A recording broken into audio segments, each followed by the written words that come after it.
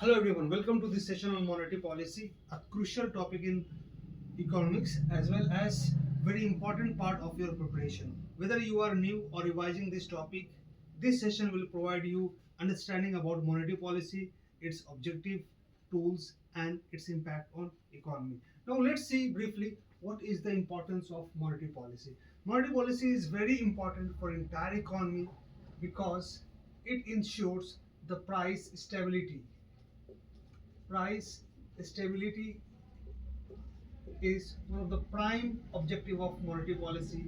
Thereafter, employment generation,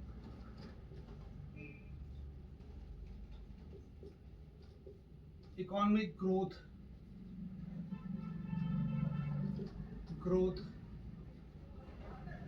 exchange rate stability, exchange rates stability are one of its prime objective. Now the question arises that what is the importance of monetary policy in UPSC? It is very important for prelims because very often you will get question from monetary policy like inflation target, question on inflation targeting may come, and it has already come. Then question on the monetary policy committee will come, monetary policy if impact on the economy, then interest rate, what happens when the interest rate increases or decreases, and the monetary policy and its connection with the foreign exchange. All these things can be expected from this topic. Now let's see the meaning of monetary policy. Monetary policy is the process through which the interest rate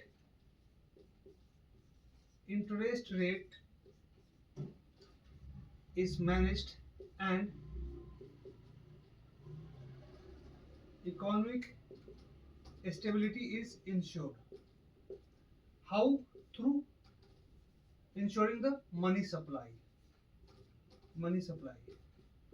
So monetary policy is a process of managing the interest rate and money supply to ensure that there is a price stability in the economy and the economic growth is maintained. So this is the meaning of monetary policy. Now let's see the types of monetary policy. Monetary policy excuse me, can be broadly divided into two parts. One is expansionary monetary policy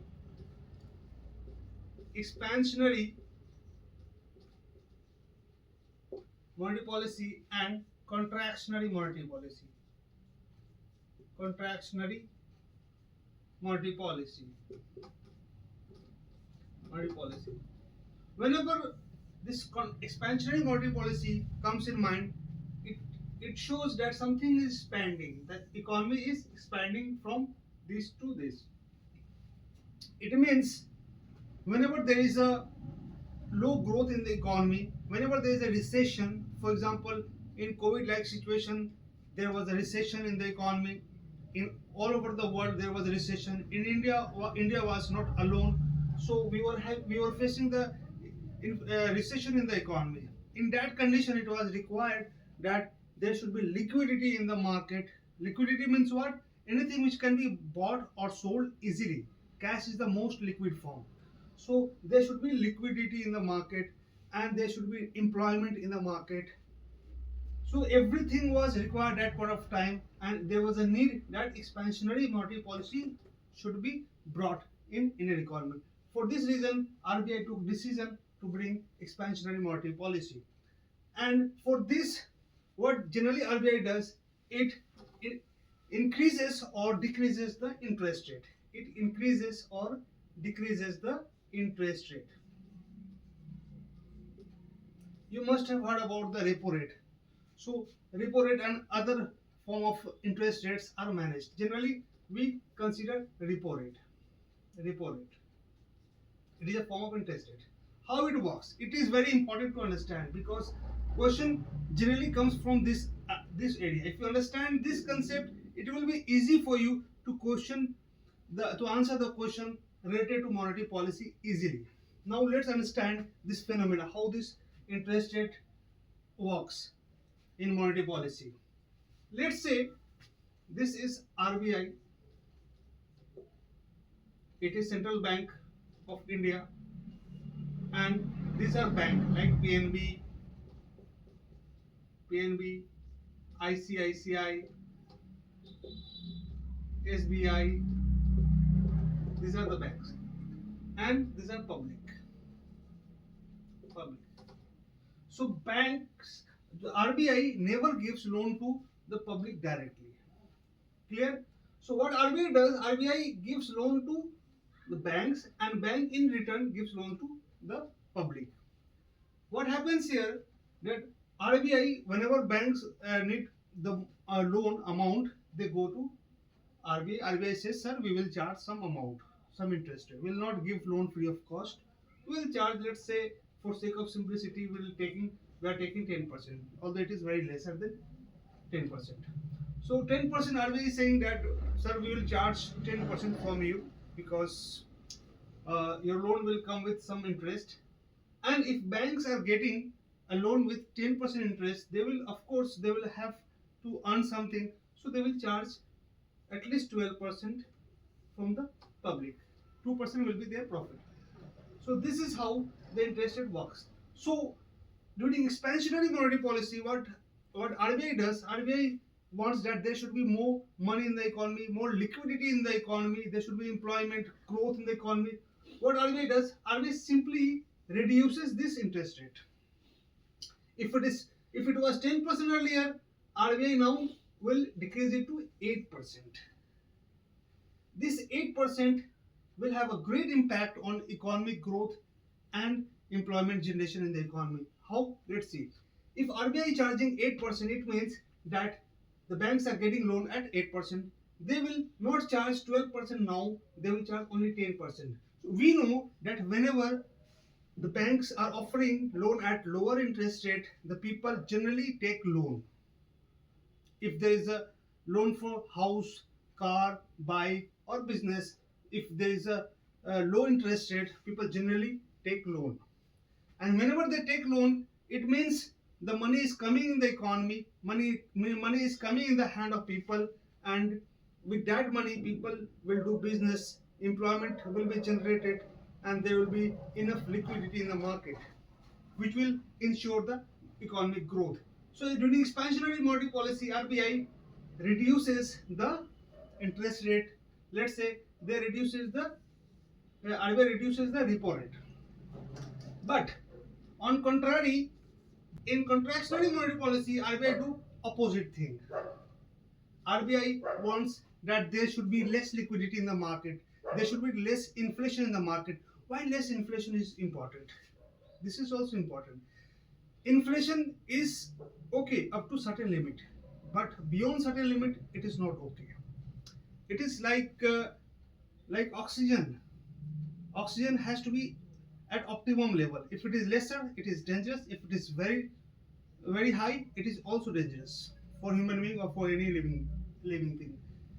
So in the same way, inflation should be at optimum level, like 5%, 5 to 6%. It should be there.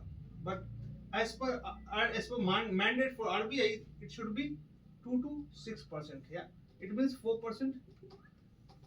Within this range, 2 to 6, minimum to 2%, maximum 6% interest, inflation is okay. So during contractionary monetary policy, what RBI does, RBI just increases the interest rate. If it was 10% earlier, now RBI will charge 12%. RBI says that, sir, we want that there should be less inflation, because if there is high inflation, money will lose its value. Same thing happened in Venezuela. In Venezuela, what happened? That the money lost its value. People lost their purchasing power. The inflation went in million and sextillion. One chapati was costing 3 lakh, more than 3 lakh, 5 lakh rupees. So because of inflation. So in controlling inflation is very important. Although the reason for Venezuela was different, because they wanted to alleviate the poverty by printing the money, and it led to the inflation, high inflation. So contractionary monetary policy is required to reduce the inflation. And whenever the inflation is reduced, the growth will go down, and to some extent employment will also go down. So this is how the expansionary and contractionary monetary policy works. Now let's see the tools of monetary policies.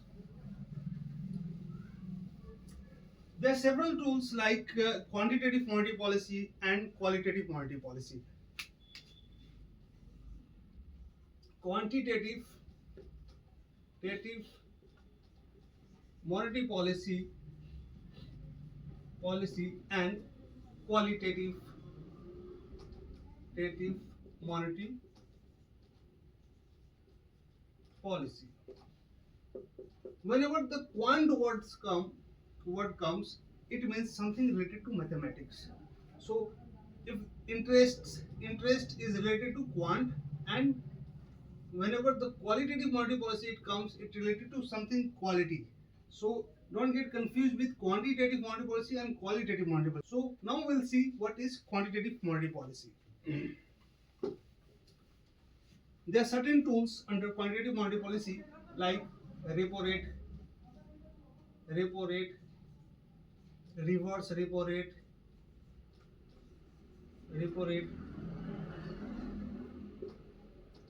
statutory liquidity ratio, SLR, cash reserve ratio, CRR, open market operation, OMO.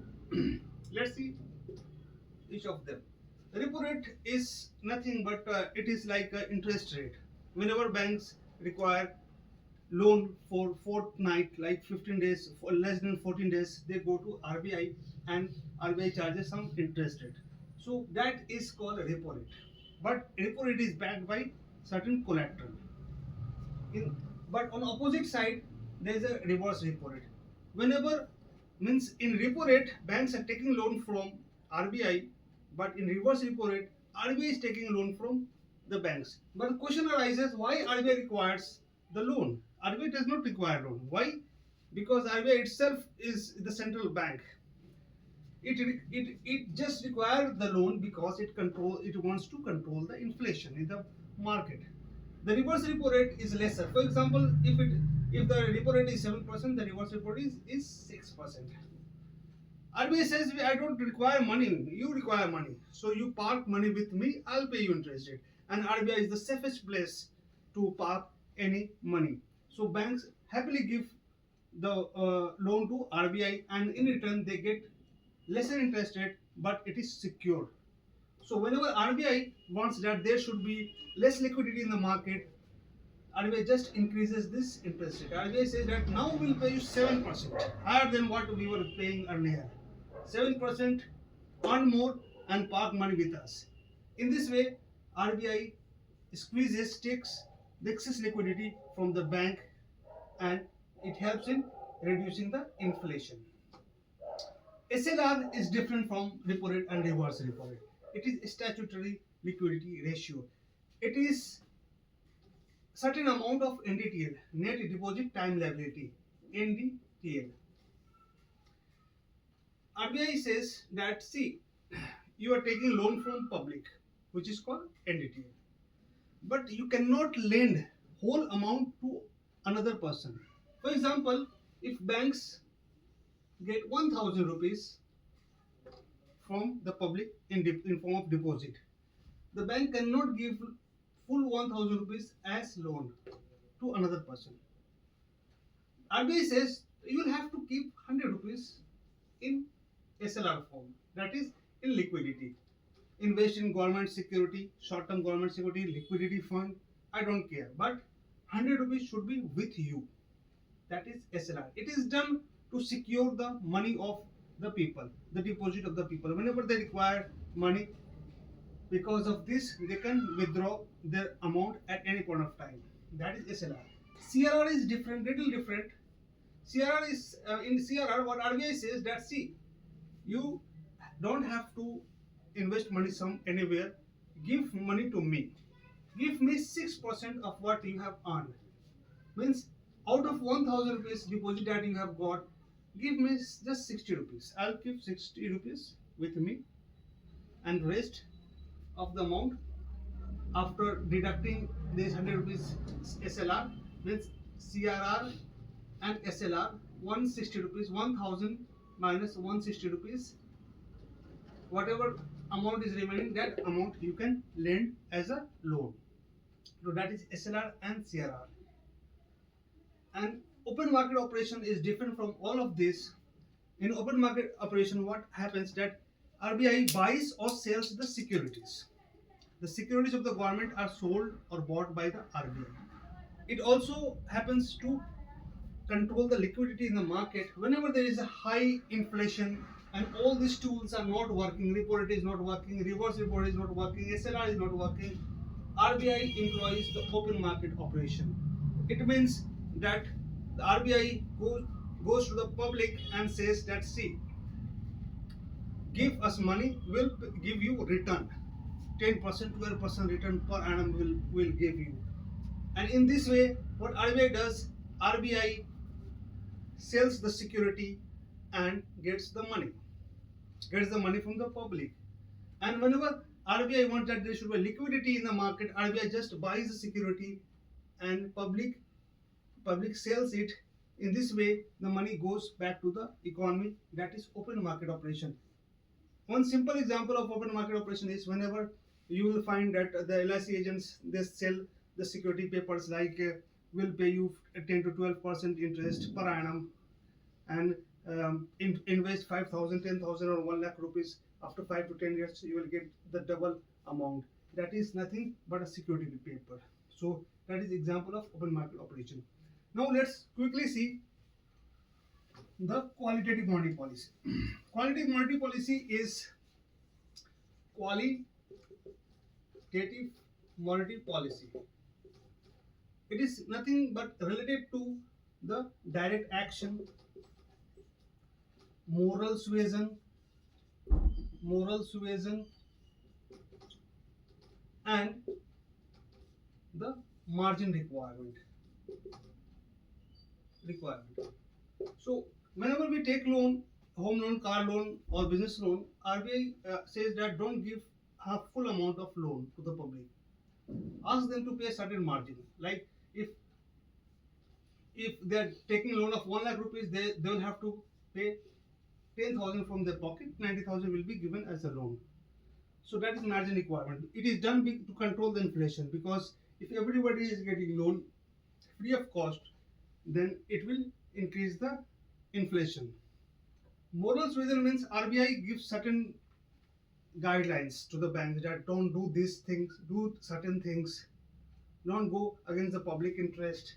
And direct action, if they don't listen to moral suasion, the instruction of RBI, they take direct action, they punishes the banks, and they take strict measures. Lastly, we have Monetary Policy Committee, MPC. It is 6-member committee whose chairman is RBI governor, and 3 members are from RBI and another 3 members are from government. Its objective is to ensure that the inflation should be within 4% range. Maximum it can go up to 6%, and minimum it should be 2%, not less than that, not more than 6%. So that is the mandate of Monetary Policy Committee, to ensure the inflation should be within this range, 6% maximum, 2% minimum. And for this, they manage the interest rate. They decide the interest rate, how much they should be interested, how much repo rate should be there, how much repo rate RBI should charge. So we saw monetary policy. We'll see like monetary policy transmission in another class. Thank you very much.